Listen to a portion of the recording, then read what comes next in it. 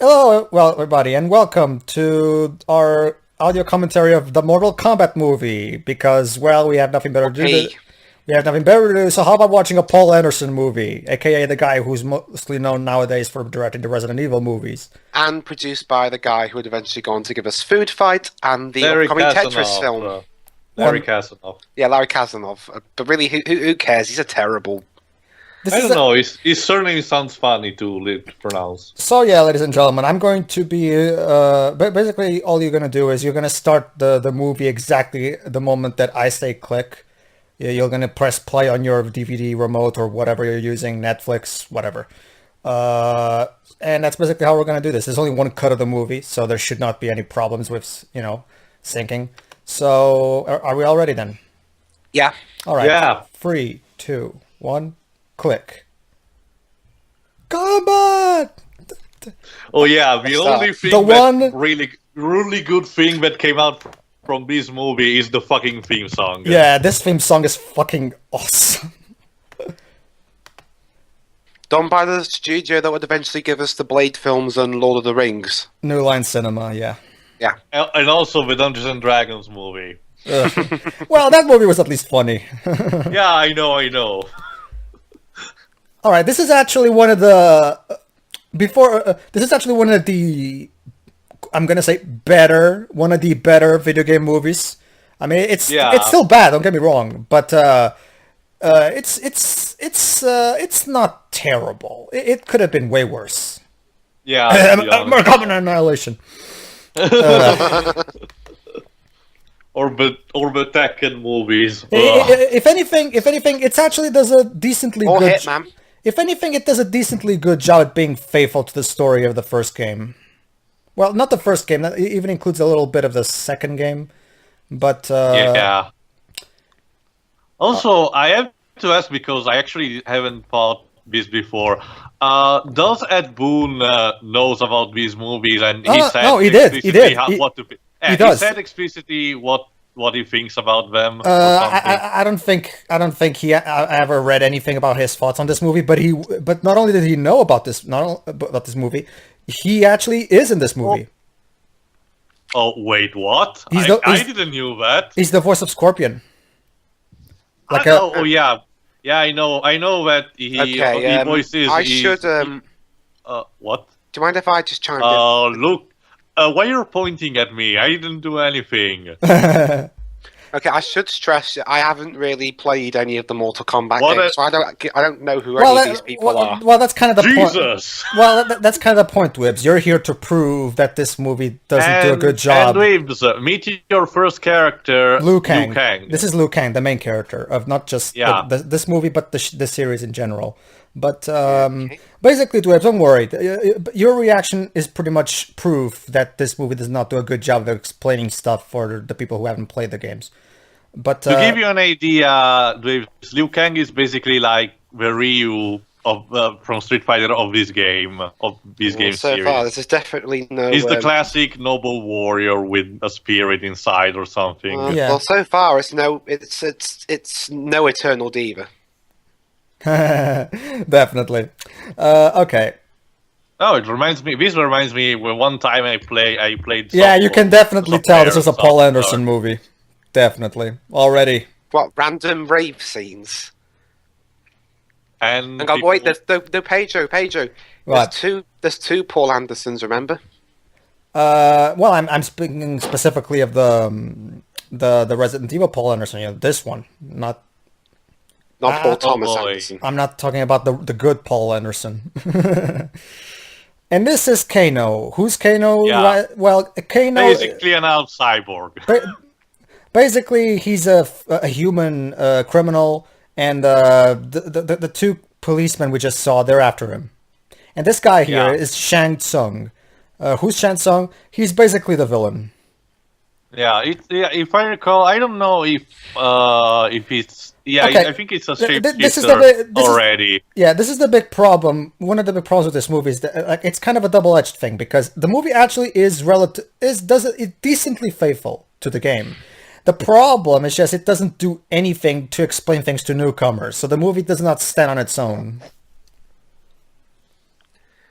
How come we got a sequel?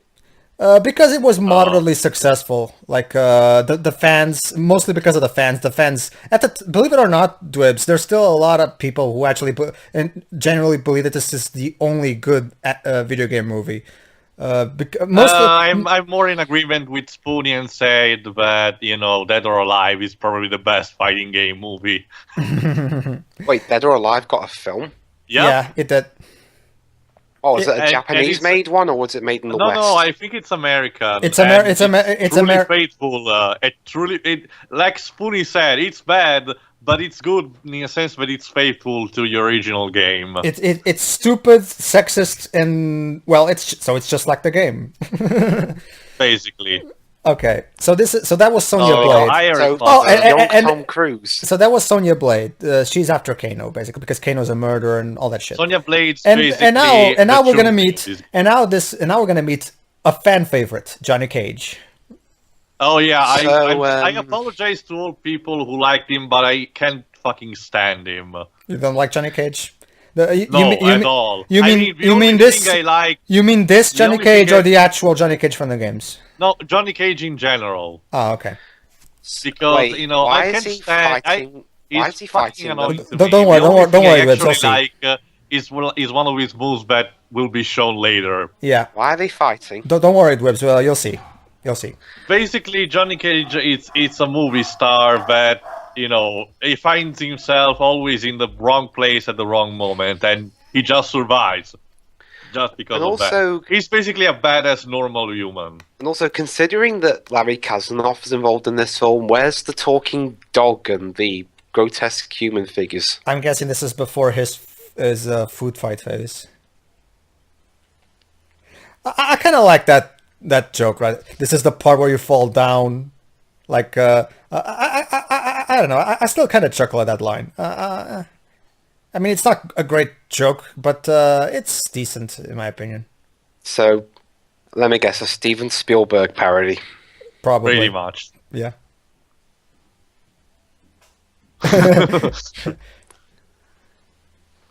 Well, wonderful matte painting.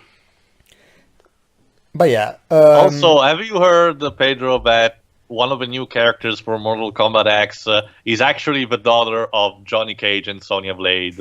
Oh, really? Yeah, mostly because the game sets as a time skip, a huge time skip, so a lot of characters are gone and are substituted by new. I thought the 2011 game was a reboot.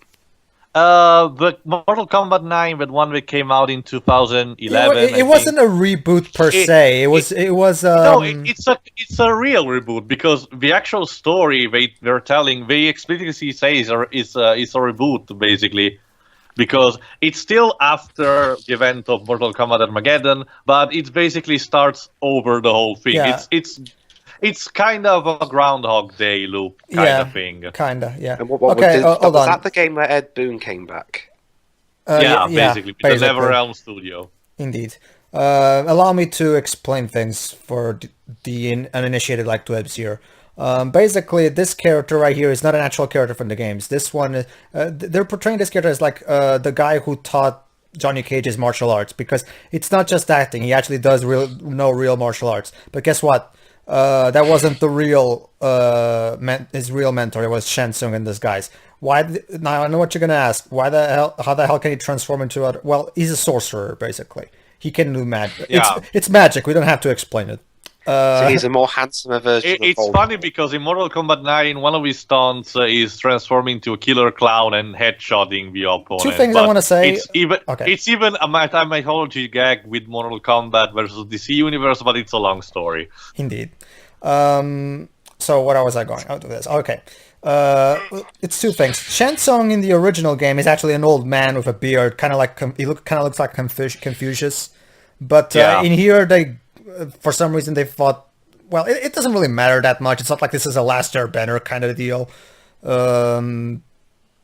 It's a weird casting decision, but it's not like it ruins anything. So I'll overlook it. Implying that it's even funny because again, I haven't played these games, so that's implying there's anything to ruin. It's weird the original, because the games actually have. Despite the simple story that games have, they actually have a really rich lore behind them. So and even the characters are memorable. Yeah. So while there's not really that much to destroy, there is still, substance that they can play around with. Yeah. Like if it's nothing special. It's not like they go out of their way to make a movie that also has fighting in it. But they do a good enough job of giving some kind of context to what's actually to why they're fighting and who are these people. Yeah. Who wrote the script? I don't know. A guy. Some guy. Yeah, some guy. Okay, so this is his home, his home town, I guess. And here's another character. Years ago, Liu Kang left this temple so he could, live a normal life in the city. But now he's back because he wants to avenge his brother's death. Who's his brother? Well, there was that kid that got killed by Shang Tsung at the beginning of the movie. And now, Batman. No, ladies and gentlemen. Well, ladies and gentlemen, meet the best God of Thunder, the best actor in this movie, Christopher Lambert. Who is Christopher Lambert? Well, those who saw the first those who are fans of Highlander might know him. That's right. Yep. Christopher Lambert is in this movie. They actually got Christopher Lambert to play Raiden, which is actually a pretty awesome casting choice, I have to say. Yeah. The character is Raiden, basically the thunder god of, I don't know, Hindu mythology, I think. I think so, yeah.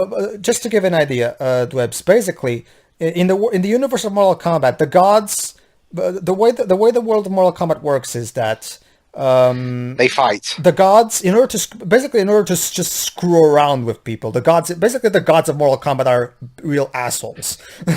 So they create this tournament called Mortal Kombat, where fighters from all realms, the Earth realm, which is this one, the Nether realm, which is basically the demon world. Yeah, various realms, basically. Okay, this film hasn't really got off to the best of starts for me when the fans have to explain stuff to me. Yeah, I know. That's what I kept saying. This is a movie made specifically for the fans. Which is a double-edged sword, because that's good for the fans, but not good for people like me. Exactly, that's the problem. They don't do a good enough job explaining the lore, and well, then again, if they did, we probably have The Last Airbender. Yeah, pretty much. Yeah. At least this there's a way to do it well. I just don't think a movie's found it yet. Yeah. It's not. Well, you're pretty much right. I don't have to really add anything. All right, just let me. I'll try to be brief. Basically, the Mortal Kombat tournament is a tournament where fighters from every realm fight, and whoever wins, that's the realm that is safe from, becomes basically immune to any kind of invasions from other realms. The gods protect that realm for the next generation. It was a common thing that fighting games plot was just, tournaments going on, all people from all over the world and realms and dimensions go along and duke each other. Basically, Dwebs, all you need to know is that the gods are bored, so they decide to just screw around with people. Right, okay. Yeah. Well, in terms of fighting games, for me, my only experience with fighting games in this kind of style is Tekken, and even then, my experience with that is very limited. Yeah, don't worry. But the Tekken story that you should take seriously is very brief. Okay. 90% of it's just fucking around. Oh wait! I actually really like this first moment between them. Hold on.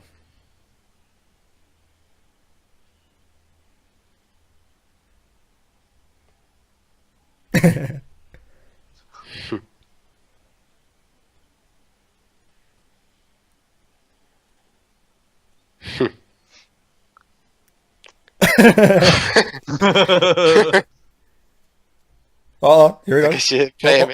Hold on. Here comes the zinger. Boom. Alright, so yeah, I can at least tell that the people who made this movie were at least trying to entertain us. So kudos to that. Wesley Snipes? Oh no, wait, I know it's not. It was just a joke. Wait, yeah. New Line Cinema, Wesley Snipes. Oh my god, this is a prequel of Blade. Oh yeah. Also, while it's not important in this movie, at least I think, the guy that is in the company of Sonya Blade is Oh actually no, another he's character. only going to be But important. He's only going to be important in the sequel. So yeah, basically, but it's still based on an actual character from the game. yeah, Well, Jax. is the sequel the one where it had that scene where the woman said, "Too bad you will die"? Yeah, Yeah, yeah. yeah, That's like one Oh of the god. worst pieces of acting I've ever seen. yeah. Pretty much. I hadn't even seen the whole film. I just saw that clip, but I was like, God, really? Okay. Where was I? Oh yeah. Just to give you another thing about what makes Raiden, aka Christopher Lambert character, different from the other gods. Well, he's the only god in the Mortal Kombat universe who's not a dick. He's actually against this whole Mortal Kombat spiel, but he can't do anything about it because he's not an elder god right now yet. Because guess what? Just to give you another example of how much rich the lore is. There's actually two categories of gods in this world: the normal gods, which is what Raiden is, and the elder gods, which are the gods who rule over the other gods. Like it's kind of okay. It's further explaining Mortal Kombat 9 story. Is Christopher Lambert in the second film? No. No, they changed a lot of actors. The second movie had a significantly lower budget, so they weren't capable of bringing back most of the actors. Wait, so a film that was financially successful has a sequel which has a lower budget? This is well, the studio wanted to just. I know New Line Cinema aren't that rich compared to Warner Brothers, but really? Well, it's a classic case of the company wanting to quickly cash in on the popularity of a movie, and they didn't want to spend too much money in order to make even more profit. Oh, Jover's here. Should I add him? Yeah, might as well. Well, actually, don't do it just yet. Let me ask if he wants to join us first.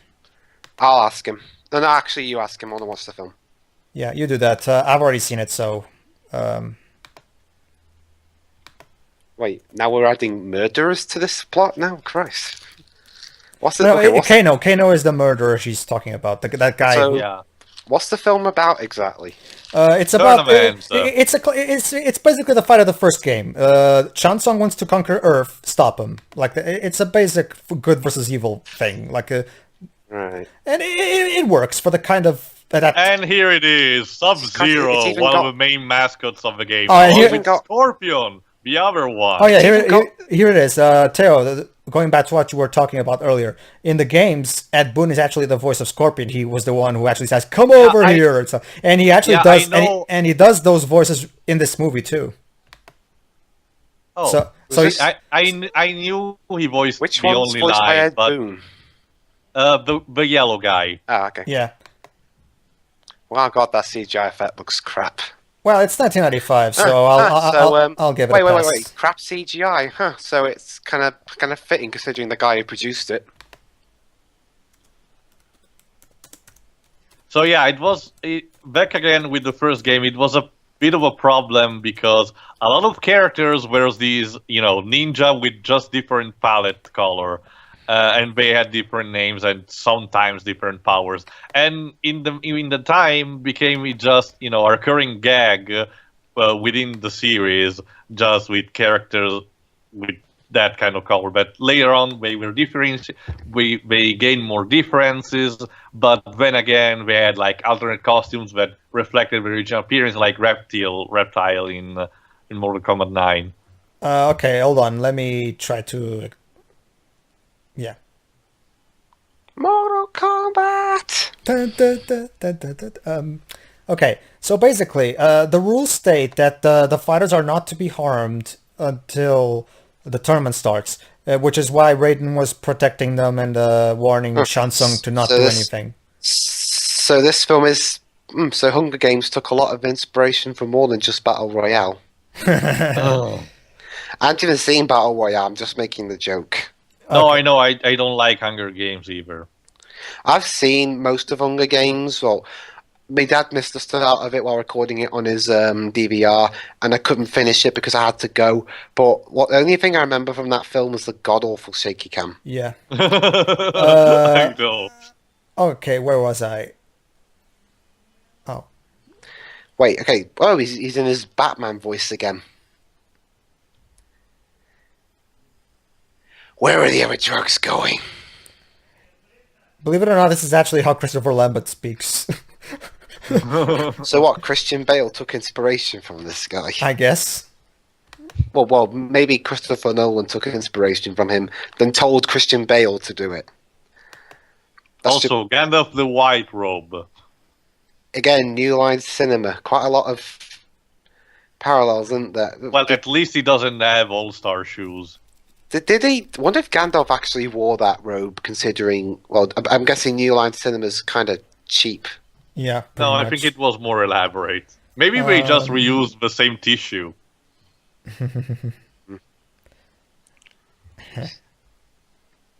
Yeah, he's explaining the backstory of the tournament. Yeah. Did he just do the loser sign to them? You know, when you put an L to your forehead. Loser. Basically, Liu Kang, Johnny Cage, and Sonya are Raiden's chosen ones to represent Earth in the tournament. They're basically Earth's last hope because the Outworld realm, which is the realm where Shang Tsung comes from, has won 9 tournaments in a row, which means that if they won a 10th one, the Outworld officially receives godly permission to invade Earth. So, yeah, they kind of need to win this one. Then what's with Annihilation then? It's because you'll see the ending actually does hint at the sequel, so you'll see exactly what. Alright, I thought it was going to be one of those films where there was no point for a sequel, yet they wrote it anyway. Actually, no. This movie was intended to have a sequel from the get-go. The problem is that The sequel sucked. horribly low budget. I think it actually they weren't capable of getting back the actors. Apparently, I think there was a different writer. So yeah, I think it was a different director as well. Oh, it was. Well, so yeah, the sequel was Yeah. the sequel was pretty much doomed from the start, even though it was planned from the beginning. New No. Line Cinema, you cheap arseholes. And Larry Kasanoff as well, because he produced it.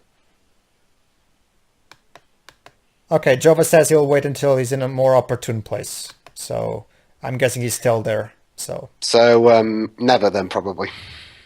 okay, what else can I? Hey, Ghostly Spirit, okay. Oh, I didn't want to see what the Ghostly Spirit was there for. Let's just cut to Tracy Island. So this is the island where the tournament takes place. Dun dun dun dun dun dun dun dun dun dun. Da, da, da, da, da, da, da. Oh wait, I got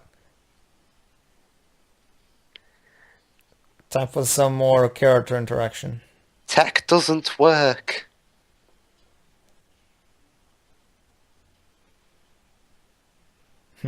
Okay. So what's okay? Great character development there. No. That was meant just to be a funny quirk. But where was I going? Oh yeah, Johnny Cage. Johnny Cage is actually a genuine martial artist. He practiced like. Oh, hold on. Let me guess, he's going to fall into the sea with all those bags. Yeah. Thought so. All right.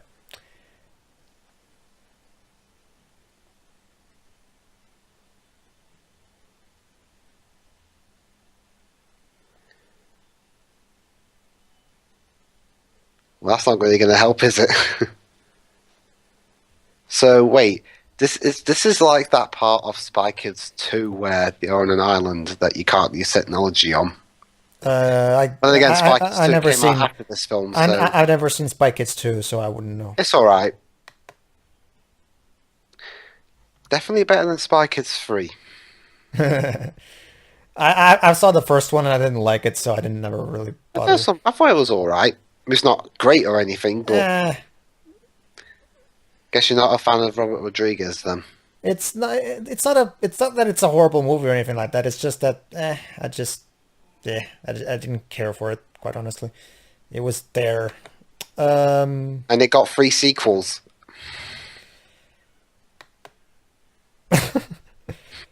Okay.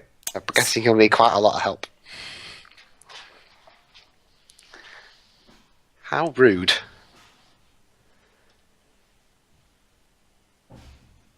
Okay, now we're in Stargate. It's the 90s.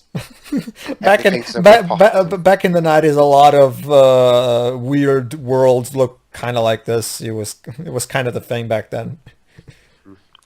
Well, it came out a year after Stargate did, so I'm guessing this is why. Oh, and this is Katana. Who's Katana? She's the princess of God. What was the name? The Teo. Wait, Teo's not here. Oh crap. Tio? All right, Tio, where are you? Ah! Oh wait, I think he'll be back. Wait, he's back. There, Now. there he I- is. Whatever. Yeah, Kitana is the princess of Neverworld, Neverrealm, because she's the daughter of an actual character, but it's not in this movie. But Oh my god, crappy food fight animation again. Yeah.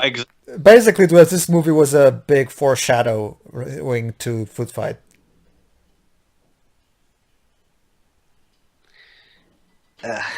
Yeah.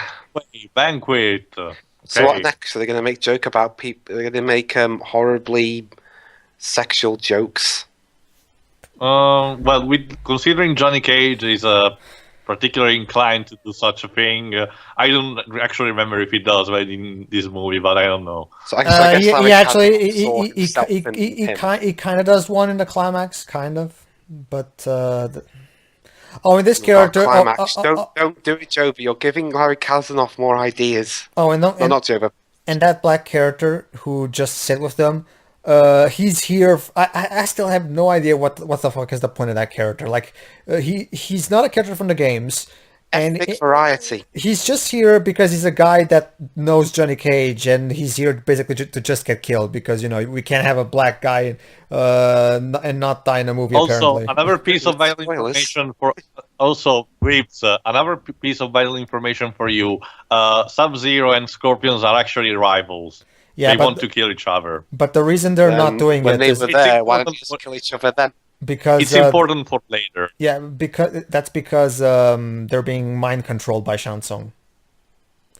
The games themselves do a much better job of telling this. It's just that Again, those are games that have more time for stuff like that than a film.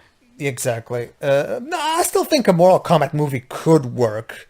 It's just that this one in particular doesn't. It's not like they basically took the basic points of what they needed to do in order to be faithful. The problem is that they didn't think of making this accessible for newcomers. That's the big problem I have with this movie. If they actually Didn't took Mortal Kombat have a couple of like a fan-made series where they actually got one of the actors from the films to play one of the characters?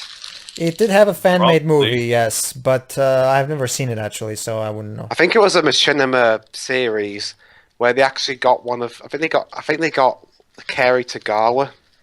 Well, the games themselves already have actors. It's one of the things that made the games. Okay, important character versus random mook. Guess who wins? Random Mook. Hey, you never know.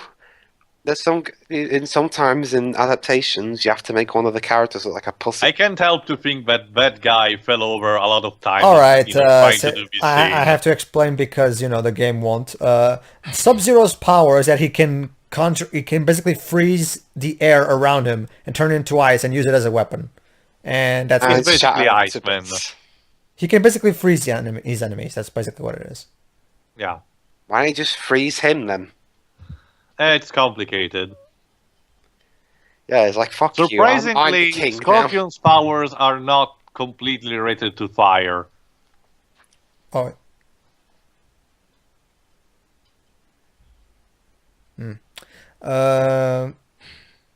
What am I hearing this movie for again?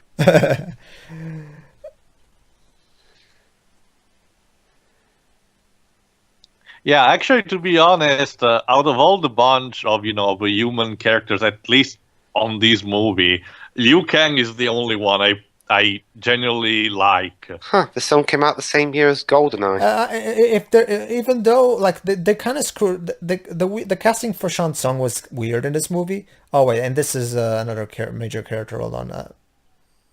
Oh yeah, we'll see that later. Okay, I'll give the movie this. They definitely got the casting of I forgot his name. The guy who plays Liu Kang. That was a great choice. He really looks like the actual Liu Kang from the games. So yeah, points there. He definitely looks the part, and he's not that bad of an actor. I don't mean only physically. I mean just the personality. Yeah.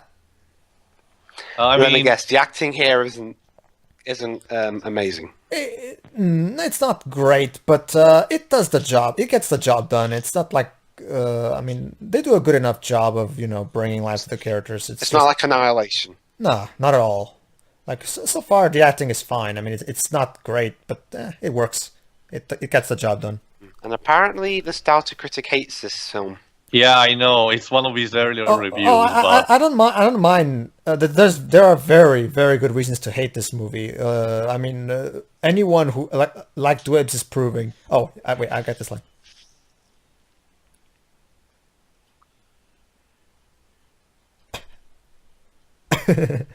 Ugh. Okay. Sexism.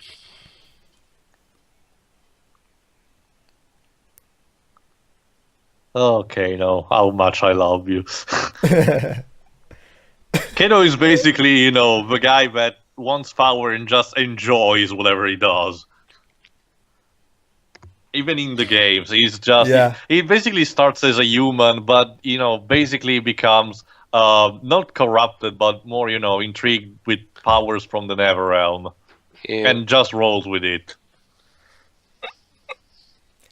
Oh, and here's we have our character, Goro. This is Goro. Okay, I should explain. Basically, Goro is a prince of and he's the current champion of the Mortal Kombat tournament. He won the last 9 tournaments. So basically, he's the defending Mostly champion. because he cheats because he has 4 arms. Like he belongs to a race of Shokan. The Shokan race is a race, well, that looks exactly like what we're watching right now. And they have way further strength than humans do, so...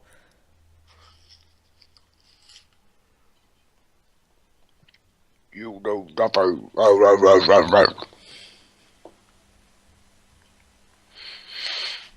the Emperor. The Emperor is the guy who Shang Tsung works for. At the We will see him in the sequel. Yeah, and the ending of this movie too. Yeah. Also, here's the thing, Paige. I don't know you guys, but every single time in a movie when there's, these huge banquets, they always get me hungry, even if I already eat them. Because, it depends. If a good, scenery, if, a good program director can make, a good scenery for a banquet, it can take that effect. Indeed. Anyway. Okay, no, you want to raise your left arm, otherwise you'll be ambiguous. Is this what a typical Paul W.S. Anderson film feels like? Confusing? Yeah. Well, trust me, this movie is like Shakespeare compared to his Resident Evil movies. At the very least, this movie is doing a decent enough job of, capturing the various key plot points of the games. Exactly. The Resident Evil movies can't even claim that. The acting in the Resident Evil movies is way worse. The cinematography is way worse. Like, everything is way worse. Like, trust me, this movie is like fucking... So I guess Paul Anderson stopped giving a shit, and he was like, "Oh, I've got Mila Jovovich. Yeah, pretty much. I'm just gonna keep putting her in these films." His pinnacle of being faithful to the original source material is recreating a scene from the game with different actors. This movie is not good, but at least there was some effort put into it. I mean, it's not like it's... I mean, the cinematography so far is competent. The The writing, even though it's not doing a good job explaining things, it's not like it's horrible or anything. And the effects for the time, I mean, yeah, the CGI sucks, but it's 1995, so I think it deserves a And pass. it's the company that would eventually go on to make a food fight, so I'm not entirely surprised. Yeah. And the acting is surprisingly decent, especially for the kind of movie it is. Well, in terms of that, I'd say I think. Okay, actually, I don't think. I think the Hitman films' acting was decent, except for the guy who played Hitman. But apparently he only did it because he wanted to pay money for a new house he got because his TV show got cancelled. Also, you may notice a lack of thing for being a Mortal Kombat based movie. The lack of, gory and violent stuff. Mostly because they tried to appeal a more younger audience with this movie, and they couldn't afford to, Oh yeah, that's a good use point. the Which is violence. odd because That's a good point. It's funny because the game itself was so violent that basically was the one thing that created the rating system. that's odd though because I'm using New Line Cinema as an example here. They went on to make the Blade films, which they had a 18 rating around there.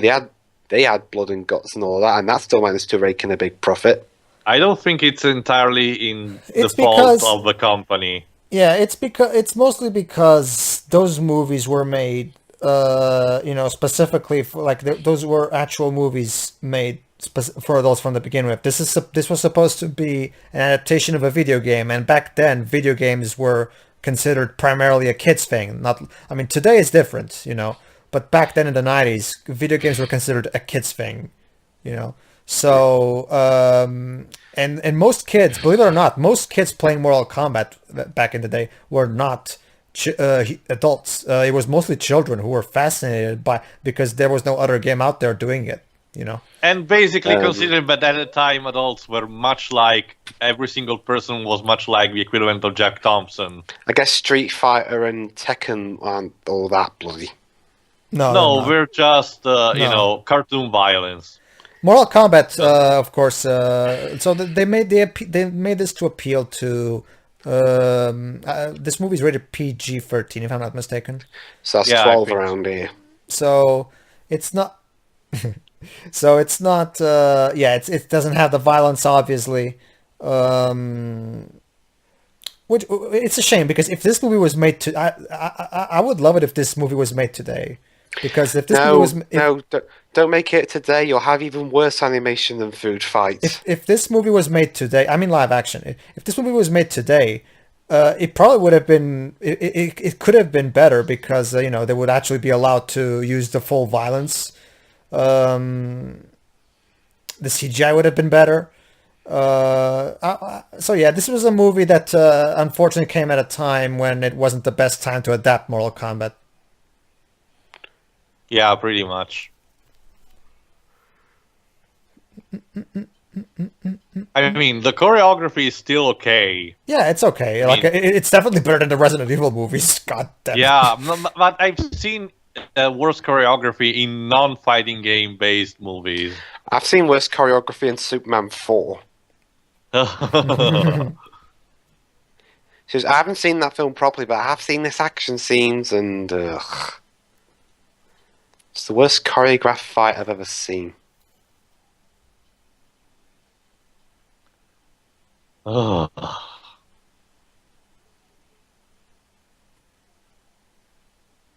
You just shut up. You're supposed to laugh right now. Even Raiden lampshades this. Oh, come on. I guess Raiden disagrees with you too. He agrees with me as well. I didn't think that was funny. Then again, I know Larry Kasanoff didn't write or direct, but it's got his fingerprints all over it. That's kind of like Michael Bay in the films he produces. Mainly the reason why I don't like Johnny Cage. He's pretty much like Nathan Drake from Uncharted. It constantly tries to be funny, but it results to be annoying. I disagree. I think Nathan Drake is way better written than Johnny Cage. But okay, is that? No, I find Nathan Drake actually funny, but okay. Yeah. Okay, how much longer is there left? Okay, an hour. All right, 1 more hour. Back. Back to the plot. Yeah, we get it. Come on. God, I mean, he's like those other characters in films where they do nothing but wisecrack, but.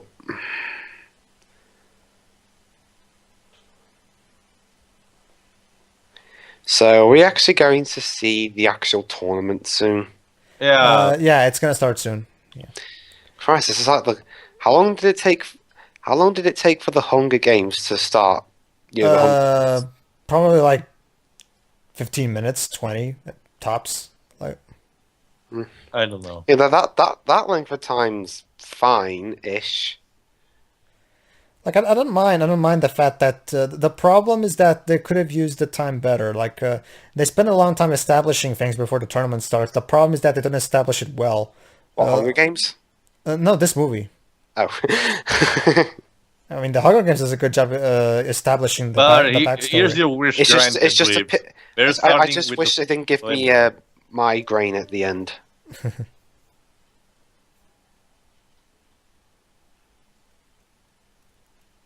I love that point you just did there with two fingers.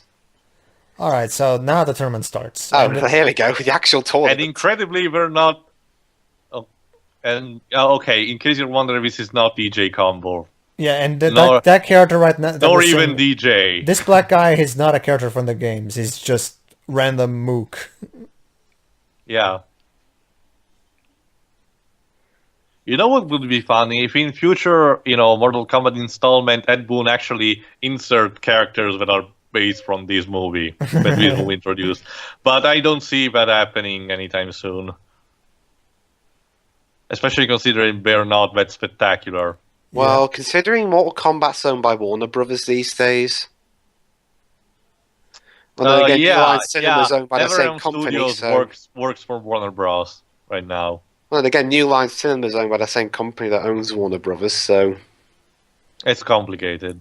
Third time's And surprisingly, we're not using bare fists like they should in a fighting game. I guess for the sake of variety, they wanted to have a stick fight. Wait, okay, so now I'm watching Star Wars.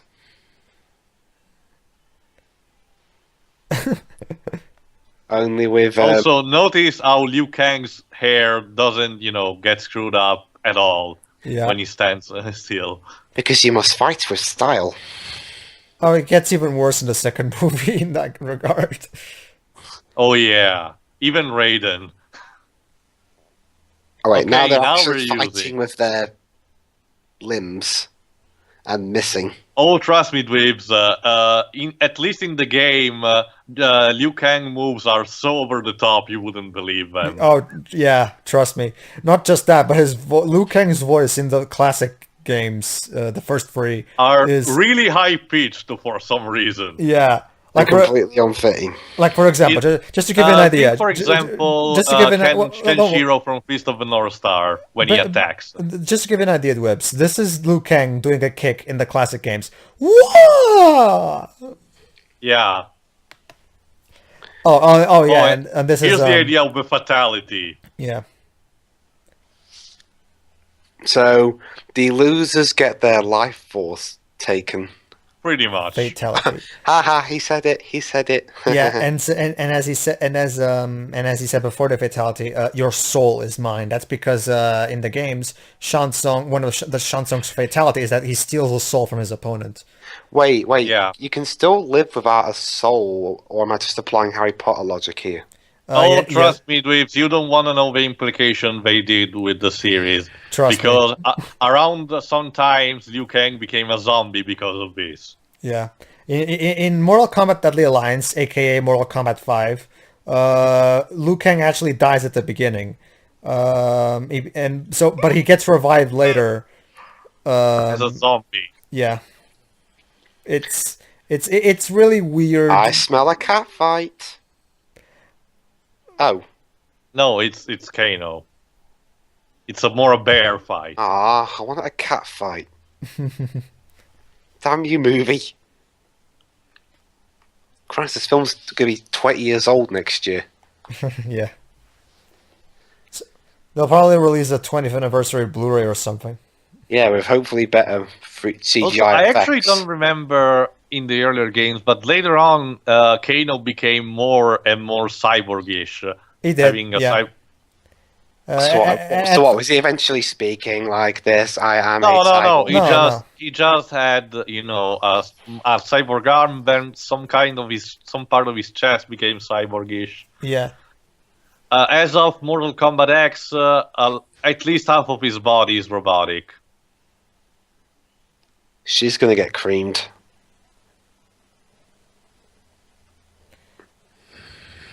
Nice. Also, yeah, I think the rules of the tournament. One thing I think the rules of the I'm kind tournament of wondering. Go ahead. One thing that I'm kind of wondering was that the original for those who don't know, and I'm guessing dwelve of course doesn't know, that the original Mortal Kombat games, right from the get-go, actually had actors working on those games. Because one of the aside from the violence, one of the things that made Mortal Kombat stood out back in the day was the fact that they instead of the sprites were actually digitized versions of actual actors. Yeah. So you would think they would get the actors from the games to reprise their roles here. I mean, they're already playing the characters. It makes sense, but no, they got brand new. The only actors from the games that came to do this movie were the actor who plays all the ninjas. You know, because the ninjas in the games is played by the same all the ninjas in the classic games are played by the same actor. Best day ever. Oh yeah. So he's getting. He said it. He said it. Finish him. He said it. He's getting Xenia honor-topped. Yeah. Also, Dweebs, another minor thing. If you didn't catch that, every weapon is allowed in the tournament. Hence, why Kano wanted to use his knife. Why is this? What if they brought a gun? There's basically no rules. Actually, Dweebs, it's an interesting thing because when there's an actual character in the games that fights with guns. Even though, here's an interesting thing. Even though there's an actual ring and stuff for the people to see and everything, there's only one rule in Mortal Kombat. The only rule in Mortal Kombat is that if you die, you lose. That's pretty much what it is. So why don't they just use guns? They do. Kano just uses them. And if you use guns, how come you don't just win the match automatically? Because all you have to do is shoot him in the head. Well, in this movie, it's complicated with some characters are very resistant. It depends. Like for this movie's purposes, nobody actually uses an actual gun. But that's silly. But in the games, there's actually a fighter called Striker who uses guns. But he doesn't. But the people don't die immediately because fighting game logic.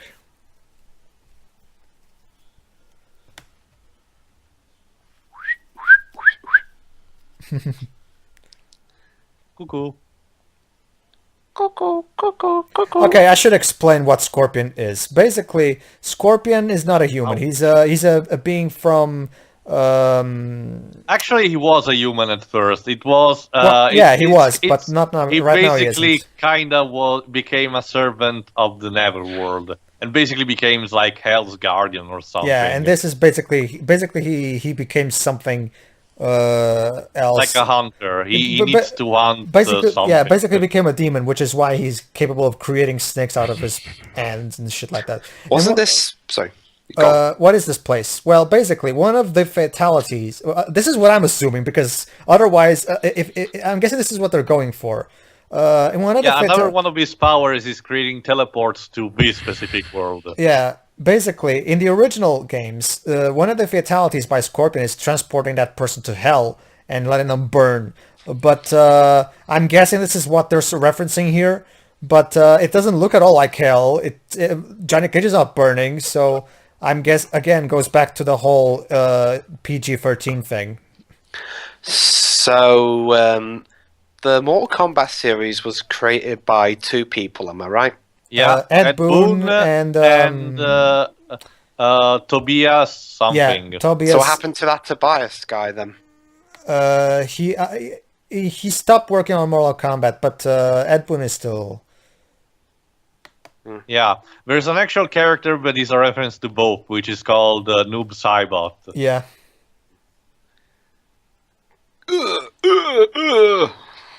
To be honest, this is actually a pretty violent scene. Ow. Twice and broken his ankles. Okay. What else? Toss him off a bridge.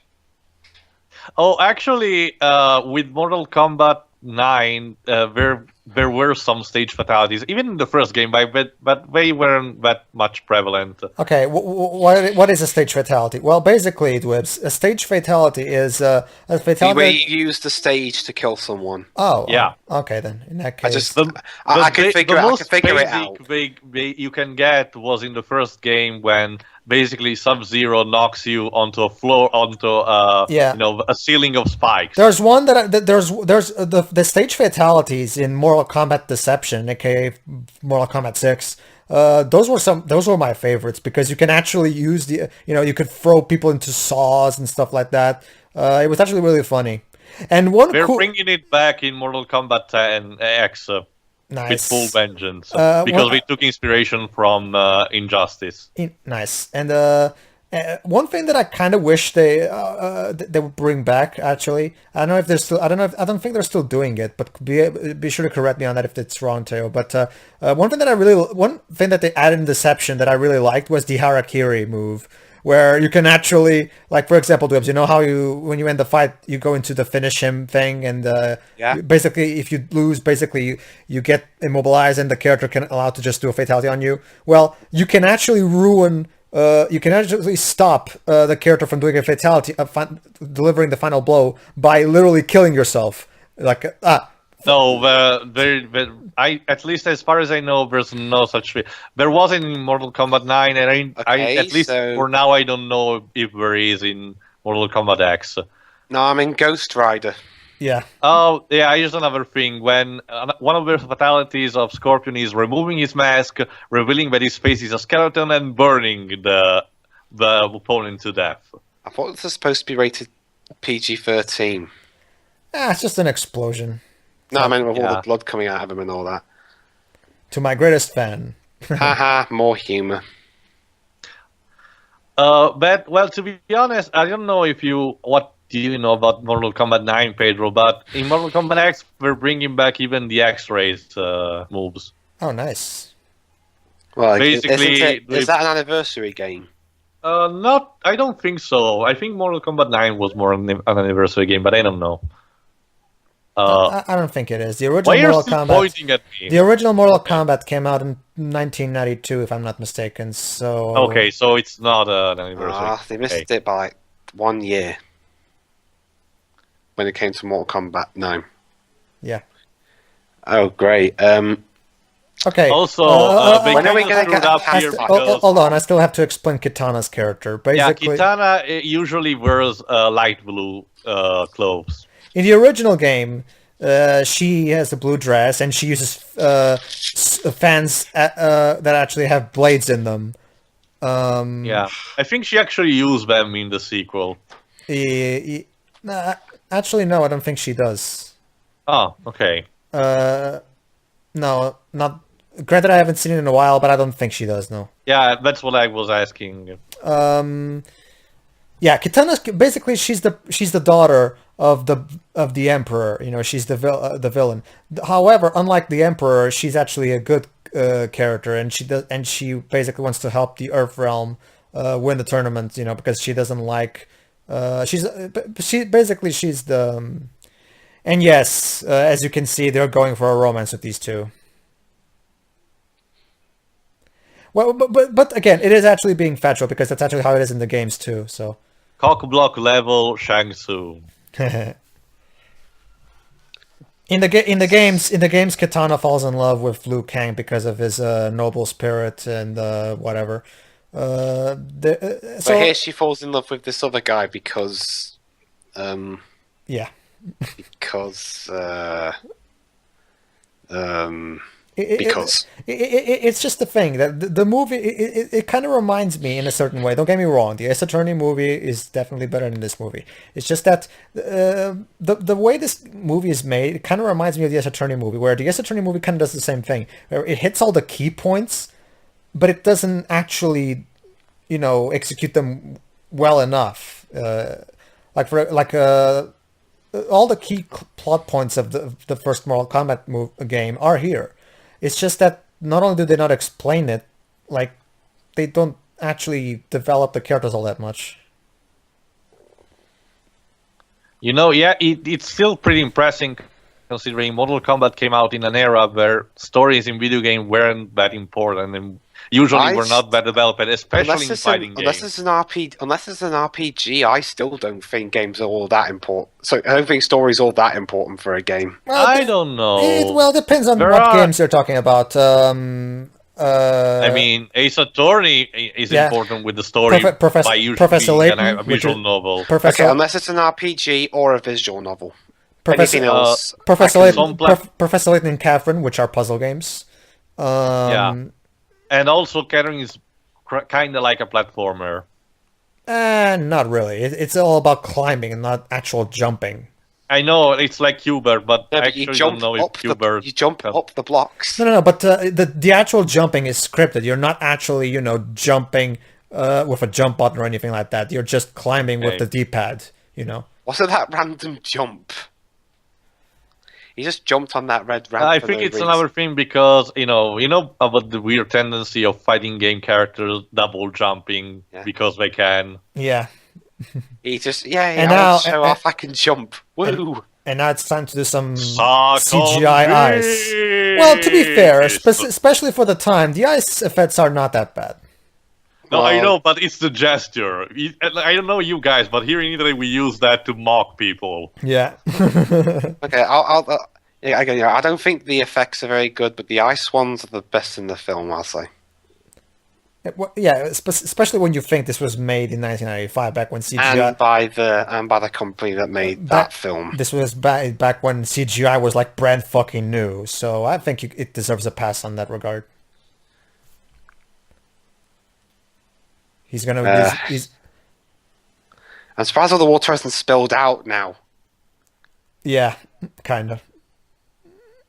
Sure. Science. Go with that. There you go, ladies and gentlemen. We won the day thanks to science. Or a lack of it. Even Sub-Zero himself is surprised. Sorry, but you've just been reduced to a temperature of Sub-Zero. Yeah! Well, at least he didn't make ice puns like, Schwarzenegger. Yeah, I'm actually surprised they didn't do any ice puns in this movie. You'd think they would, right? This came out before Batman and Robin, so... Wait. Batman Forever came out the same year as this film. Batman and Robin came out the same year as this film's sequel. Yeah. Maybe it was meant to be. So wait, hang on. How come there wasn't a Mortal Kombat film when Batman Begins came out? Well, hi, guest stars that needs to be, thrown out. People who we don't care about. Hello, people that get thrown into a pit. Okay. And we all wear the same clothes. So. What's this called? Mortal Kombat or whatever? That reminds me, I think I remember playing one Mortal Kombat game on PC years and years ago, and the only part I remember though was when if you lose all your lives, you get thrown into the spike pits, and if you don't press continue in time, they hit the bottom and they get impaled and die. I think you're talking about Mortal Kombat Mythology Sub-Zero. Might be, I have no idea. Well, basically, it was the main character dressed in blue. I don't know. I never got past the first level. Oh, okay. Well, whatever. But I think that's the one you're talking about. On PC. Yeah, that game was on PC. Let me check. I'll look it up. In the meantime, in case you didn't know, Dweebs, there's a black guy against the guy who won 9 tournaments in a row. Guess who's gonna win? Yeah. Not to mention he hasn't been established as a character at all. He's just here so we can have someone and die. he's black. Yeah. No offense to black people, of course. It's just a stereotype. Yeah. Oh. Yeah, actually, yeah, here it is. The game came out in... Wait. Oh, actually, no. Mythology didn't come out on PC. Let me see then.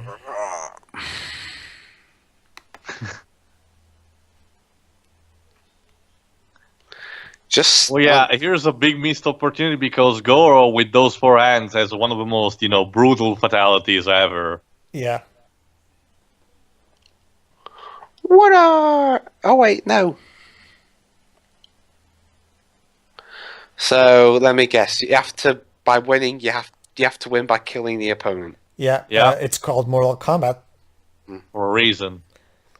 Eventually, I'm basically, eventually, since there's no life bars here, I'm guessing the finish him period is when Shansung kind of gets tired of watching. Okay then. I guess so. The villain has to tell the audience. Oh come Yeah, on! Oh come on, Goro! You could have used a fatality. That's so. I hate it when I'm fighting a Mortal Kombat match and the guy decides to finish me off by just punching me. Like Yeah. that's so anticlimactic. Yeah, even the He's might as well fatalities are awesome compared to this. You might as well Oh have no, just tapped random black guy died. You might as well have just tapped him. Trust me, Dwips. Even though that was anticlimactic, it's kind of in a weird way. It's actually kind of faithful to the game because you can actually finish off your opponent by literally doing that. A small What, part. like in Mortal Kombat Advance? Well, in all Mortal Kombats, really. Like, In Mortal Kombat Advance, I saw a review for that game where apparently it's really, really, really hard to win unless you just nice soul effect there. No. But anyway, apparently in Mortal Kombat Advance it's really hard Oh to no, I made a terrible win, mistake by absorbing a black guy's soul. even on the normal difficulty because of piss poor AI. Or unless you play on very easy, in which case you just kick the AI to death. yeah, pretty much. Like one of the big problems, not so much the first and third game. Like the second one was what really the big problem the classic Mortal Kombat games had on the higher difficulties is the horribly cheap AI, especially Mortal Kombat 2. I was talking about Mortal Kombat Advance. Dwibs, you know about the trope about the SNK boss. Mortal Kombat came really close to that. Mortal Kombat, I was talking about Mortal Kombat Advance because I've heard the AI there was flat out broken. In general, trust me. Just to give you an idea, Dwibs, like what fighting games have you played? Like, tell me about a fighting game that you actually know reasonably well. Yeah, he said before it was Tekken. Well, but even then, I'll say like, okay, fine, Tekken. I think I might have only played like one of the PS1 ones and a bit of Tekken 3D. Have you ever played Street Fighter? No. Okay, fine, whatever. Imagine basically the way Mortal Kombat 2's AI works. Mortal Kombat 2 AI is that I still haven't finished Mortal Kombat 2, the arcade version, because of that. The way Mortal Kombat 2's AI works is every time you do a move, the AI is programmed to react to your move in the most perfect way. So it's almost basically Mortal Kombat 2 becomes a game of trying to cheat the AI, like keep trying to do as many different moves in the most random sequence possible, so that the AI cannot predict you. Because if you fight like a normal human being in that game, you will die. Like that game, to beat Mortal Kombat 2, you have to basically let go of normal thinking and just start thinking like a computer. Like it's so fucking. Because apparently Mortal Kombat Advanced was a port of the third game. Oh, the third game was actually much better in that regard. So I guess the port was just an absolute piss. Yeah, it's interesting because a lot of people, including some Call Me Johnny, consider Mortal Kombat 2 the best of the classic Mortal Kombat games, which I strongly disagree. Don't get me wrong, Mortal Kombat 2, like, it has good characters, good story, all that shit. But the AI completely ruins that game for me. I'm sorry. We're still here. Mortal Kombat. Yes, that's right, Mortal Kombat fans. I said it. Mortal Kombat 3 was better. Suck it. Tio's dropped. Don't worry. He'll be back right now. Oh wait, I think maybe. Have you played Mortal Kombat Advance? I haven't. I've heard it's terrible. Mortal Kombat Advance, the GBA port of Mortal Kombat 3. But like I was saying before Teo dropped, yes, I'm sorry, Mortal Kombat fanboys, but being a Mortal Kombat fanboy who grew up with the series myself, I hate Mortal Kombat 2 because the AI is terrible. Mortal Kombat 3 is better. There, I said it. And somewhere, if some Conway Johnny's watching this, he's probably He's not giving a shit because Johnny's awesome. or maybe on the inside, he's probably crying. Okay, but the thing is, my personal favorite Mortal Kombat game to this day is still a Mortal Kombat Trilogy. And yes, there's an actual game called Mortal Kombat Trilogy, which is basically the three games meshed, like every character from the third game meshed into the story of the third game. Basically, you get everything that was awesome about the original three games in one package, but with the actual good AI of Mortal Kombat 3. So to this day, it's still my favorite Mortal Kombat game. What platforms are they on? PS1, PC, if I'm not mistaken, and Nintendo 64. So I can play the PS1 and N64 versions then. Yeah, definitely. The third N64 version's not that good. The Nintendo 60, the best way to play it is on the PS1 and Nintendo 64 because the console versions actually had an extra fighting character that wasn't present in the PC version. Who was Kenshi? No. Chameleon. Okay. Who is Chameleon? Just to put you in context, Chameleon is basically a character who would randomly transform into any of the ninja characters, Scorpion and Sub-Zero, at random. Basically, it was basically a character who was constantly changing. It's like you were changing fighters every 5 seconds, basically. Okay. They use that concept in other fighting games, even recently, like Soul Calibur 5. Yeah.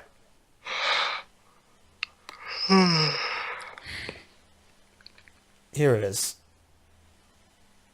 One cool thing that Mortal Kombat Trilogy has is that by inserting a special code on the main menu, you can activate one-button fatalities. So instead of having to do this really complicated sequence of buttons in order to do the fatality, you can just do a fatality with just one button. Which I still think is way better because one thing I like playing fighting games, but one thing that I've never liked about fighting games is how I hate it when I have to memorize a long sequence of buttons. That's just that's not fun. That's homework, and All right, class, for today's homework, you must memorize 100,000 button combinations. and if you fail, and if you miss even one, then I'm afraid you failed the lesson. It was more of an issue back then, but nowadays, fighting games, you can just pause the game, and you will the pause menu will have right there for you a list of the button sequences. But I still don't like it. Like, I still think the moves should be easily. Oh God, this scene. Oh, this is Johnny Cage versus Kano. Yeah, Not Kano, Goro. Basically, Dweebs, you're about to see Johnny Cage fatality. Yeah. Oh, the glasses made out of Plastic. Plastic. I thought I was going to say the glasses made out of a bomb or something.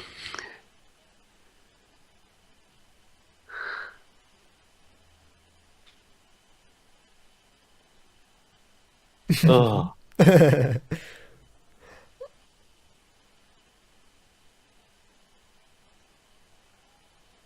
There you go, punching Wait, in the what? balls. Is that against the rules? No, Dwebs. Like I said, there is no. The only rule of Mortal Kombat is that when you die, you lose. That's the only rule. And also, Dweebs, that's basically one of Johnny Cage's fatalities, punching you in the balls. What our hero running away.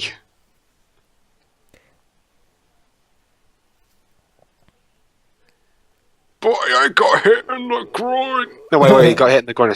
Wow. I like the concept. I actually kind of like the concept of the finish him period not coming when the fight is actually done. It comes just when Shang Tsung is tired of the fight. Like he actually went, go ahead, finish him. So yeah, as far as Shang Tsung is concerned, the fight is done. Why couldn't he? Hasn't he got the power to end the match or something? Yeah, he's kind of the judge, so. Oh god, more crap blue screen effect. Ugh. Or green screen, whatever. What's the difference anyway? Yeah. It's just a different colour. Let me guess. He's just gonna like 50 cents. Yeah.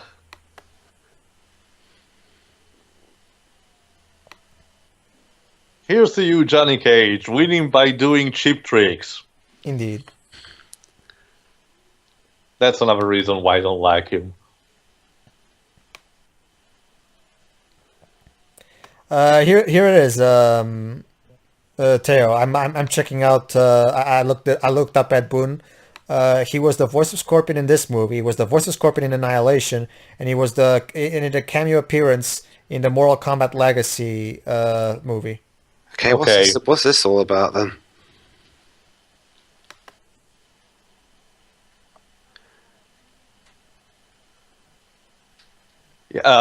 Says So, the guy who cannot fight. But basically, Shang Tsung is tired of this. So basically, he's gonna take this fight to the Outworld realm, which is the realm where he comes from. So yeah, the like Nostalgia Critic said in his review, the all-powerful Sonya is suddenly subdued just because you put her arm around her back. Yeah. I hate it when movies do that. Yeah, don't we all? Yeah, we're going to build up a strong female character. Oh no, we've turned her into a damsel in distress like that. Yeah. This was kind of a really horribly common thing in the 90s, sadly. It's still kind of common now, isn't it? Yeah, kind of. Not so much because of all the feminazis that are around. Yeah, they kind of play with it. They try to do more, Is that why we're getting strong female Ghostbusters? I mean, film? what do you think? Yeah, that too. Yeah, that too. And because of that, we keep getting movies like Maleficent and stuff like that. Well, I'm hoping either. Pedro, I said strong female characters. Here's hoping No, that. but that's the thing. That's pretty much why Maleficent was made the way it was. Because we can't have a woman be evil in movies no more because that's feminist. Well, let's hope that's sexist. Sorry. Let's hope that Wonder Woman and Captain Marvel are good films. I don't know about DC, but for Marvel, let's hope. But by the way, how are the Captain Marvel comics? Now you say the ones with the main character who's going to be the main character in the film. Oh, you mean Miss Marvel? They started okay. Like I said, she's basically a human that gained powers from a dying Kree, and basically she has she can absorb kinetic energy or something. Because apparently that version of the comics only started like 2 years ago. All right, hold on. There's one. It's complicated and it's off topic. I'll tell you that later. There's one Johnny Cage joke that's coming right now that I actually really like. If anything, because I can relate to what he says. Hold on. I think it's about now. Hold on. I haven't seen the movie in a while, so I'm not entirely sure. But it's somewhere around this part. Oh wait, no. Okay, I guess we're gonna have to wait for the Reptile fight. Okay, I should explain who Reptile is. Reptile is kind of an actually legendary character among Mortal Kombat fans because in the first game, he started as a Green Ninja variation. Because in the original Mortal Kombat game, there was sometimes during a fight, a certain character that was looked just like Scorpion and Sub-Zero, except he had a green suit, would appear on screen, and basically fans were all except, oh, is that an actual character we can unlock? So for a long time, fans were speculating where we could actually unlock. Wait, what? He's back to life now? Who's back to life? This person, he's just come back to life because a bug went in his chest. No. The way this works is he went into a statue, not a person. Like the actual Reptile character that we're watching right now, he's the lizard thing is the actual living thing. He just went into he's possessing Reptile. Basically, Reptile is a reptile that has the power to take over statues and become this that you're seeing right now. Yeah. So what I was saying, in the original game, you could he was kind of a secret character, but you had to beat the game in a very specific way in order to unlock. I mean, if you were successful, you would have a fight against him, and if you won the fight against Reptile in the original game, you would get a really, really high point bonus. Because this was back when high scores still mattered. Yeah. Have they ever mattered? Well, back then there was no story for the most part for video games. So when it comes to remember the contest of Nintendo Power. Yeah, when it came to arcade fighting games, it was mostly about who could get the higher score. They would even have an actual there were leaderboards back then. They just weren't online like the ones we have today. So you couldn't hack them and mysteriously get max scores for when the game's barely out. Well, when it comes to arcade games, no, but you could definitely do that with Game Genie on the Mega Drive, and yes. Yeah. Also, about a bit more about Reptile.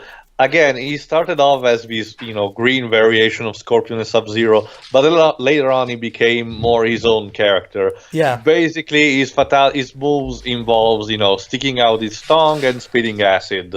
And eating the character. I'm not even kidding. In Mortal Kombat 2 and 3, one of his fatalities is actually eating the opponent right there and there. So he's a cannibal.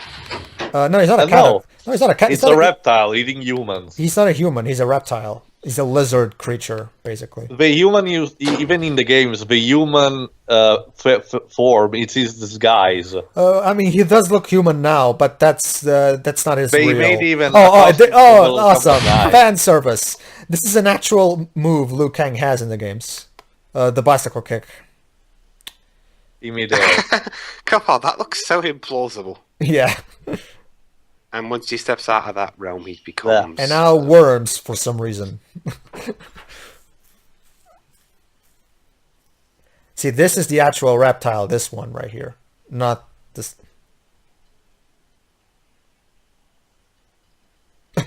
So the actor stomped on the cameraman. Learning what? Learning how to squish bugs. Oh, okay. I guess I guess I missed it, and we probably skipped, and we probably talked over that joke that I was talking about. Well, I'll say it.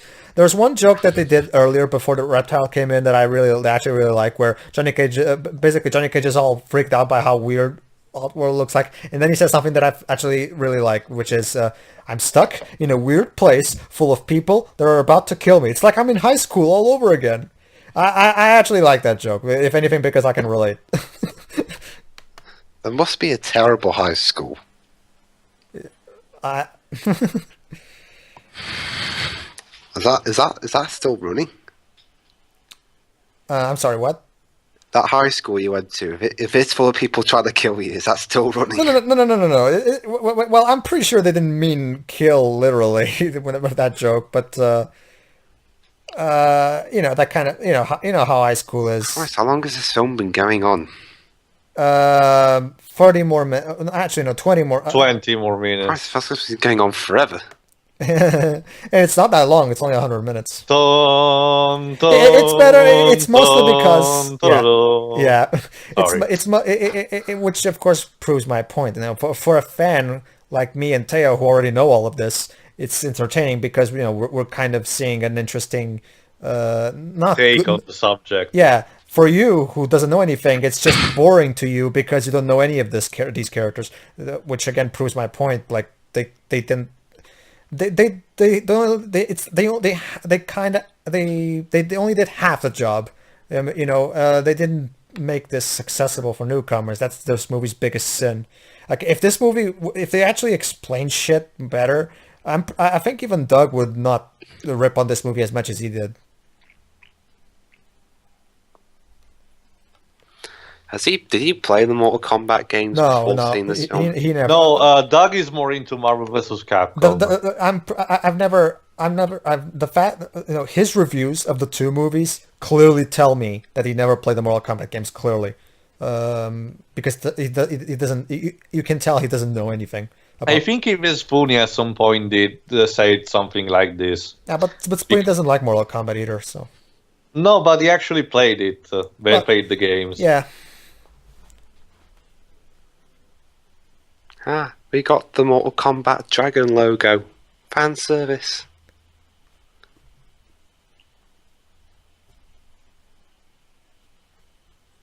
I wouldn't be surprised if Paul Anderson actually wrote this as well.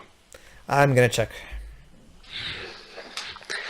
Because this dialogue is just a bit Well, riveting. this moment actually makes me thankful that Shang Tsung is not old. Otherwise, it would be a bit creepy. Well, You just said that earlier. Oh. Surprise, motherfucker!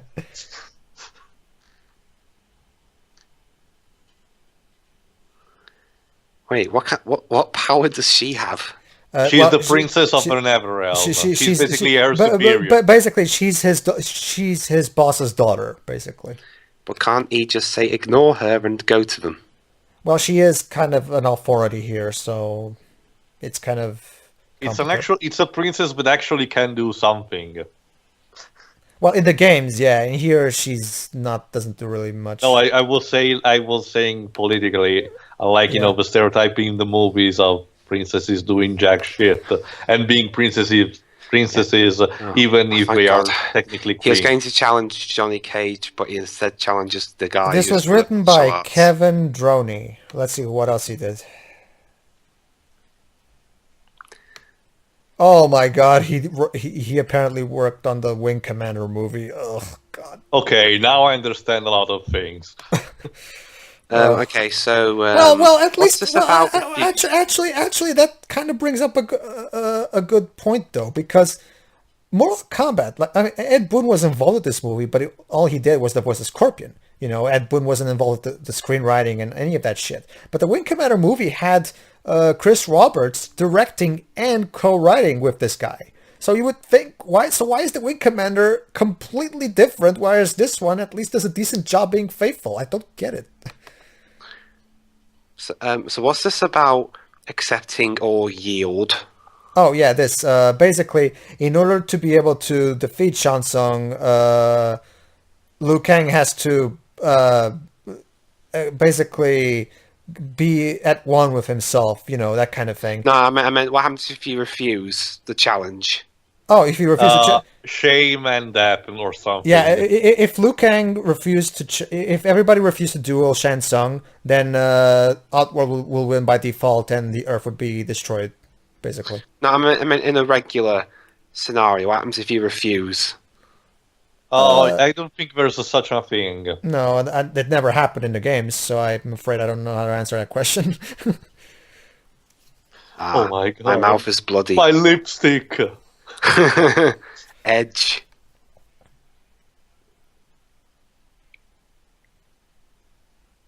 Dude,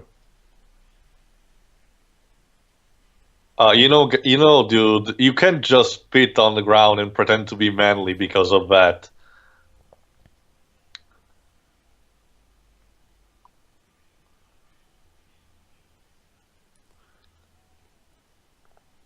Yeah, basically, yeah. This is an actual. It's not exactly how it works here in the game, but basically, the story-wise, every soul that Shang Tsung takes, that's one more person that he can turn into, right? So basically, Yeah. If in the games, they actually do that. There's actually a move for that, because in the games, Shang Tsung can literally transform into any fighter in that game. Yeah, they even created an actual character that is just a concentration of a lot of souls that Shang Tsung absorbed. So, Well, at least that guy's having fun. He knows. So he's like, oh, I'll just have fun with it. he's just rolling with it. Yeah. Yes. Now attack him. Okay, so No, attack him at once, you morons. So back to what I was saying. The guy who wrote this movie, Kevin Droney, before this movie he only did TV series. Oh my God, he actually wrote for the Highlander show? Huh. but also explain a couple of things. He wrote so he wrote Mortal Kombat. Then he wrote Mortal Kombat: The Journey Begins. Oh, interesting. What's that? Mortal Kombat: The Journey Begins is the animated series. Ah. Well, that actually kind of explains, again, like Teo said, it actually explains a few things, because the Journey Begins TV series was much better, was kind of much more of a worthy successor to this movie than the sequel was, and now that actually explains. After that, he made a TV movie called. Okay, Shang Tsung, stop pointing at me. I didn't do any jack shit. So you're gonna say he did what? Come on, man. I didn't stole the cookie from the cookie jar. After his Mortal Kombat work, he did a TV movie called Down Came a Blackbird, which I'd never heard of. And then he wrote the Wing Commander movie, and then his career pretty much ended right there. Yes, Wing Commander movie was so bad, it actually destroyed his career. Damn. When did the Wing Commander film come out? 1999. Yeah. Oh, I at least like what they're doing right here. He's using the soul of his brother to try to mess with him. Must resist Final Fantasy 13 joke. Ugh. Again, I haven't played Final Fantasy 13. So Oh, trust me, Dwebs. You'll get that when we don't right. Don't worry, Let me Dwebs. guess. Lightning possesses the power to turn into... No, trust me. Don't worry, Dwebs. Every single Final Fantasy 13 hater or fan is understood that joke. So there are a lot of people who will understand. Don't worry. You'll get it when you play the game for yourself. Yeah, like I said. Oh yeah, so basically Shang Tsung's plan is to grab Liu Kang and throw him on those pikes. Oh, that was the pit I was talking about. Yeah. Except it's one of the stage fatalities. It's time. Stage fatality. Except in the one I played, that pit was where you get your game over. Mm-hmm.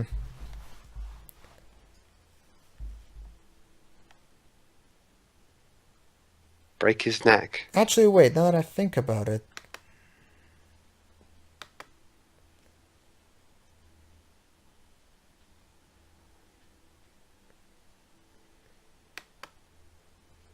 Oh.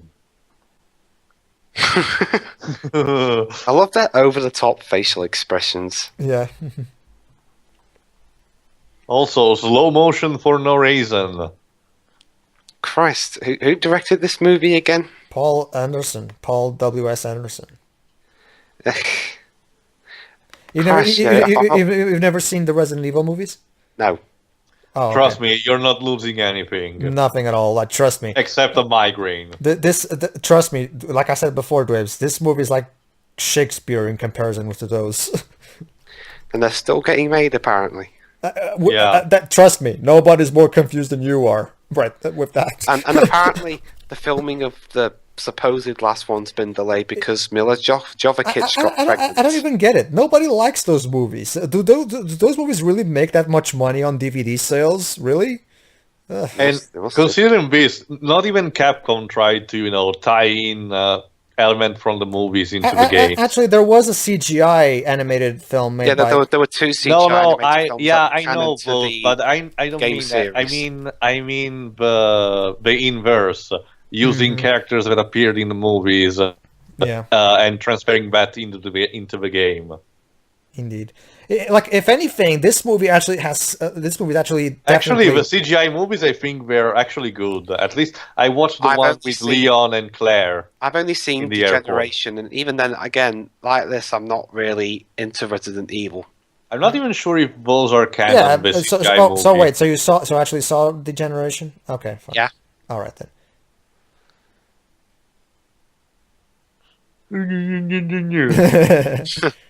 One punch to the gut. And now he's gonna do one of his moves from the games. No. Trust me, dude. This is actually faithful. This is pretty much what Liu Kang does. He's over the top in his screams and stuff. Like he's actually more over the top in the games than he is here. Trust me, he's actually underperforming right now. Believe it or not. I can't even wait to see what his overperforming's like. Yeah.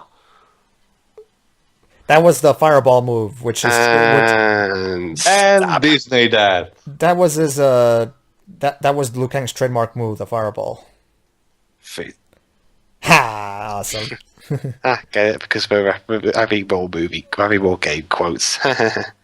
Yeah, that's what I keep saying. At least the people who made this movie actually did their homework. You know, that's more than we can say for most video game movies. What about the sequel? The sequel, we don't talk about the sequel, Dwibs. I just did. We'll talk about the sequel when we'll get about the sequel. Like, even people who are fans of this movie don't like the sequel. Nobody the sequel. The sequel is just trust me, Dwibs. And no one saw it even. The sequel, it's like with the Resident Evil movies. The sequel makes this movie look great by comparison.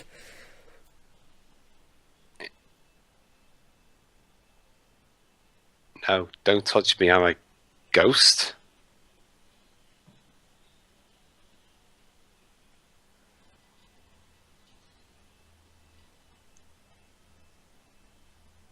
Blah blah blah. This is so cliche. Yeah. This scene could have worked if they actually, established a relationship between these two, but they don't. So it could have. Yeah, it's cliche, but it could have worked if they actually earned it. But they don't. That's the problem. The hell was he? What's his name?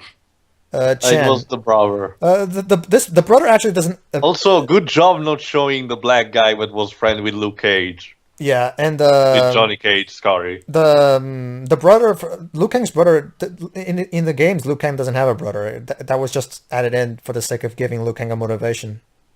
I know. So basically, Liu Kang's story arc was complete, and Johnny Cage is not.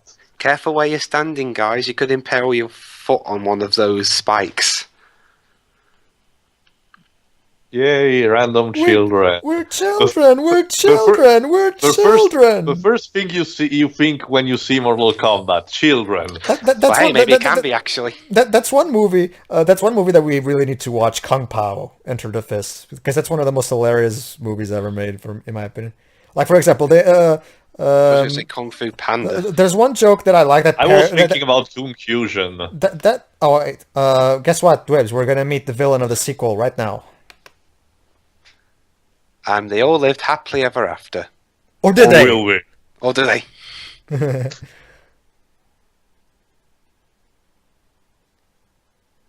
Yeah, we actually forgot that Shang Tsung was the number 2 of one's boss.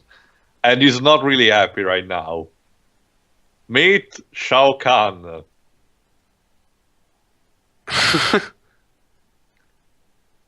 Also, final score, Raiden didn't fought one single time. Congratulations. Paul Anderson, written by Kevin Droney, like I just said. Go away. No.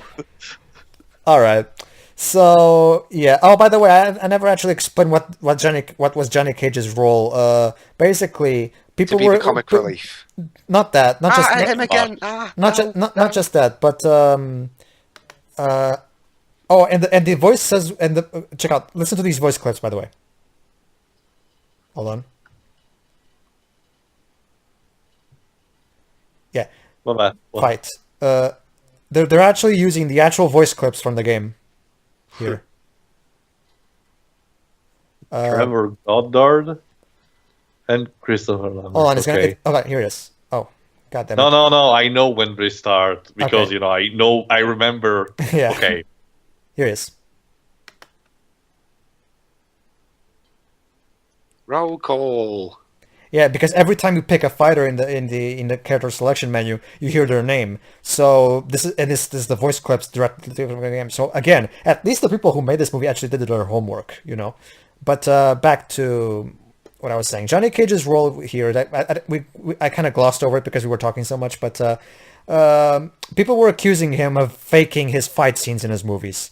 So he was trying to win this tournament to try to prove that he's a real martial artist, but that kind of got thrown away in the middle, somewhere in the middle, so it doesn't really matter much. So yeah, final thoughts.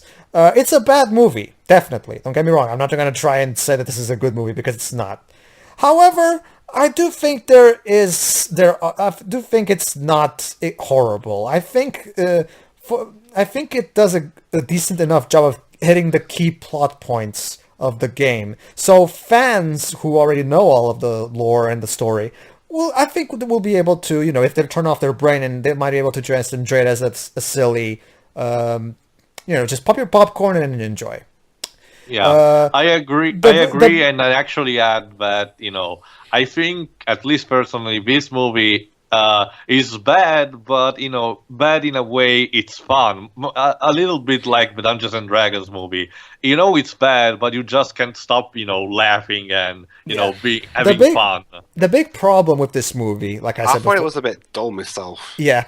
And I'm gonna get into that right now. The big problem with this movie is that, of course, it doesn't explain things for newcomers, and that's kind of the thing.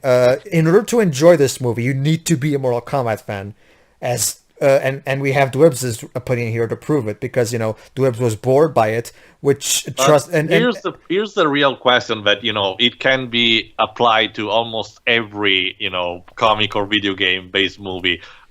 Why you want to watch? Why do you want to watch a film if you're not a fan of the source material? No, but that's a different. That's completely different. Comic book movies, for the most part, at least. No, I'm asking this, for example, applying to this. Why non-Mortal Kombat fan will want to watch this movie? True. I guess that's true. I guess. Well, but I still think Voice of Scorpion. I still think that's not an excuse. Honestly, I think Frank a good. Welker was in this. I think a good writer should try to make a movie that stands on its own. And it could be pulled off, in my opinion. So not only was Ed Boon in this film, but also Frank Welker. Yeah, Frank Welker. He was probably the voice of one of the creatures or something. Whenever you need animal voices, you always get Frank Welker. So he's the master of that thing. Nowadays we're getting Fred Tatasciore. And the guy from Avatar: The Last Airbender, I forgot his name right now. Or in some cases, D. Bradley Baker. That's it. D. Bradley Baker. Or in some cases, the actress who plays Rarity in My Little Pony, apparently. Indeed. So yeah, the thing is, for example, the Professor Layton movie proved that just because it's a video game movie, that doesn't mean it can't stand on its own. So I think that they did have their homework. They got the points down, but they needed to try to put a little more effort into making it accessible for newcomers. So my thought is, it's a bad movie, but if you're a Mortal Kombat fan, it's an enjoyable time. But if you're not a Mortal Kombat fan like me, odds are you're probably going to get a little bit bored. Yeah, and I definitely agree with that. Definitely, the only reason I even enjoy this movie at all is because I'm a Mortal Kombat fan. If I didn't, me too. If I wasn't a Mortal Kombat fan, I would be just as bored as you are, because this movie doesn't explain anything, and the fights are not that great. I mean, they're decent, but they're not that. But they're not. Yeah. And I've seen like I said, the lack of violence in order to appease a younger audience definitely, keeps this movie. Indeed. I mean, I don't necessarily want them to be having blood every single time, every single where, but having, things like Goro not using, his arms to an actual, use, and just punching randomly like that, it's just a waste. It is. It's a shame. Like I said before, if this movie was made later, in the 2000s, it could have had the gore. But this was made back in a time when video games were I will. It's interesting. I will actually see a Mortal Kombat movie directed by someone like Robert Rodriguez or Quentin Tarantino. Oh, definitely. But in the meantime, we have to make do with an anime live-action film made by the Wachowski brothers. Seriously, if we get to Speed Racer, we should try and get Felix here so he can try and defend it. Oh my god. That'll be something. The Speed Racer movie, yes, of course you can say, well, the cartoon was bad too. No, but that's the thing. The cartoon was laughably bad. The Speed Racer movie is just weird. Wachowski's directing a family-friendly film doesn't really work. The Wachowski brothers in general haven't done anything notable since the V for Vendetta movie. I mean, I know And I still kind of disagree with that movie mostly because I'm more a fan to the comic. Like what I said that before. Yeah, but like I said, if it's a good movie on its own merits, like excluding the comic, I still will give it credit for that. Okay, then. So I know the credits are still going. Oh yeah, Robin Shaw. I forgot. I forgot that. The credits are not looping because it was like the third time I saw that logo. Actually, I forgot one thing. Robin Shaw, the actor who played Liu Kang, he was also the fight choreographer. Huh. So maybe that explains why the fights aren't all that exciting. Well, like I said, it's still acceptable. I mean, if they were bad, they're not Star Trek level of bad. Trust me, it's like I actually like the fight choreography in this movie better than the choreography in the Street Fighter movie. The Street Fighter movie had horrible choreography. I agree. Like randomly flying M Bison. Actually, no. The flying M Bison moment, in my opinion, was the best part of the movie. If anything, because we could see Raul Julia hamming it up. Because he knows it's his last film, so he thought, why not? Yeah, why not go out of a bang? Kind of like Michael Sheen in the final Twilight movie. Well, until that twist happened. Yeah, true. Video wall footage courtesy of Wish You Were Here. No, actually, I don't wish I was here. Soundtrack album. Go get it, because the main theme is worth the price of admission. I think you can see... Oh, look at that! Look at that! Techno Syndrome 7 mix performed by the Immortals. The Immortals did a song for this movie. Go figure. Go figure. Basically, Dwibs, Mortal Kombat: The Alliance had a theme song. Juno Reactor? I recognise him. He did the music. Yeah, Juno he co-did the music for a couple of the Matrix films. Yeah, that's true. I never noted that. I never knew this. I never actually paid that much attention to the credits beyond the first few names. Oh, that's interesting. Okay. But like I was saying, basically, Dwibs, the Immortals are a band that did the theme song for the actual game Mortal Kombat: The Alliance, aka Mortal Kombat 5. And so it's kind of interesting. I didn't know they actually worked on the movie. Huh. That's a neat little bit of trivia. In memory of Danny Westerberg for his dedication and contribution to the motion picture industry. Okay, for the sake of completion, I'm gonna end this. We're gonna end this by saying who is Danny Westerberger or Danny Wester. What's the name again? Danny Westerberg, I think. Westerberg. Let's see what that guy did. And it ends with the New Line Cinema. And the laughter of Shao Kahn. Of course. Yes, flawless. Danny Westerberg. I wish I could say that for this movie. Danny Westerberg. Let's see what he did. Not techno. I want to see what he wrote or directed. Oh, he was just everything on his filmography on IMDb just says transportation department. So I guess his role in movies was just carrying things around. I mean, don't get me wrong. It sucks. I suppose when it's someone a great dies. contribution to No. I'm not belittling his work at all. Like, I'm sure he had a good. I'm sure he was useful to the movies he was involved. I'm not at all undermining his work. I'm just saying it's kind of interesting that they're paying a tribute to the transportation guy.